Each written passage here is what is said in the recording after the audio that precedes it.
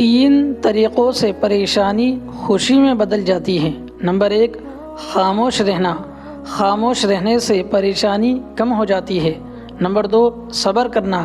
صبر کرنے سے ختم ہو جاتی ہے۔ نمبر 3، شکر کرنا۔ شکر کرنے سے خوشی میں بدل جاتی ہے۔ دوستو، کسی نے حضرت علی سے پوچھا، جب ہماری قسمت پہلے سے ہی لکھ دی گئی ہے تو دعا کا کیا فائدہ؟ تو حضرت علی نے فرمایا، ہو سکتا ہے کہ قسمت میں یہی لکھا ہو کہ مانگنے پر ملے گا۔ دوستو، کسی کا دل توڑ کر معافی مانگنا تو بہت آسان ہے، لیکن اپنا دل ٹوٹ جائے تو کسی کو معاف کرنا بہت مشکل ہے۔ جو انسان یہ سمجھتا ہے کہ اللہ تعالیٰ جو کرتا ہے وہ ہمارے لیے بہتر ہوتا ہے، وہ انسان کمال کا ایمان رکھتا ہے۔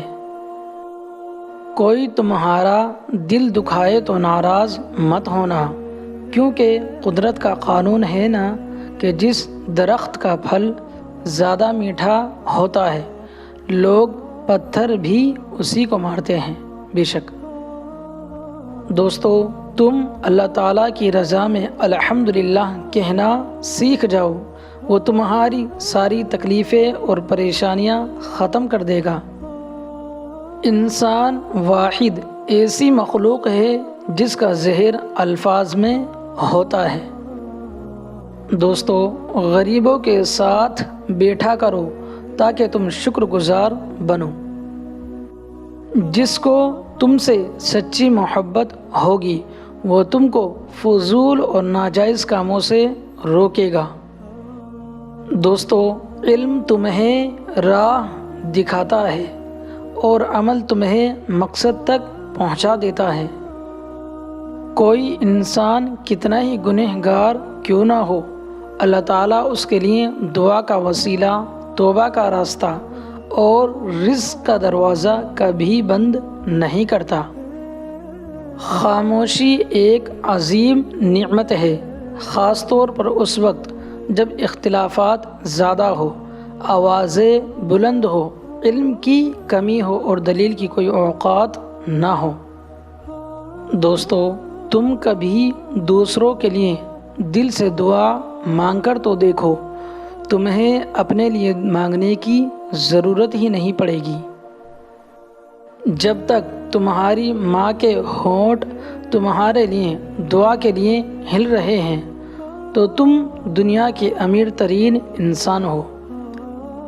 ہم سفر خوبصورت نہ بھی ہو دوستو، ہم سفر خوبصورت نہ بھی ہو مگر قدر کرنے والا ہونا چاہیے، کیونکہ گھر پیسے اور طاقت سے نہیں بلکہ محبت اور اتفاق سے بنتے ہیں۔ دوستو، جب دل تھک جائے تو جان لو کہ آسمان سے تمہاری مدد کے لیے قبولیت کا اب کوئی نہ کوئی دروازہ کھلنے لگا ہے۔ خوبصورت چہرہ بھی بوڑھا ہو جاتا ہے، پرکشش جسم بھی ایک دن ڈھل جاتا ہے، لیکن ایک اچھا انسان ہمیشہ اچھا انسان ہی رہتا ہے۔ دوستو، بدلہ لینے والوں سے مت ڈرو، ہمیشہ معاف کرنے والوں سے ڈرو، کیونکہ ان کا بدلہ اللہ تعالیٰ لیتا ہے۔ دوستو، سنیں غور سے، جس انسان کو غصہ زیادہ آتا ہے وہ انسان پیار بھی اتنا ہی زیادہ کرتا ہے اور اتنا ہی صاف دل رکھتا ہے۔ فجر، بہترین صبح وہی ہوتی ہے دوستو، بہترین صبح وہی ہوتی ہے جو اللہ تعالیٰ کے ذکر سے شروع کی جائے، اس لیے نمازوں کا خاص طور سے اہتمام کریں۔ 70 ماؤں جتنا پیار کرنے والا رب آزماتا بھی ہے تو بے انتہا نوازنے کے لیے۔ کیا ہے دوستو؟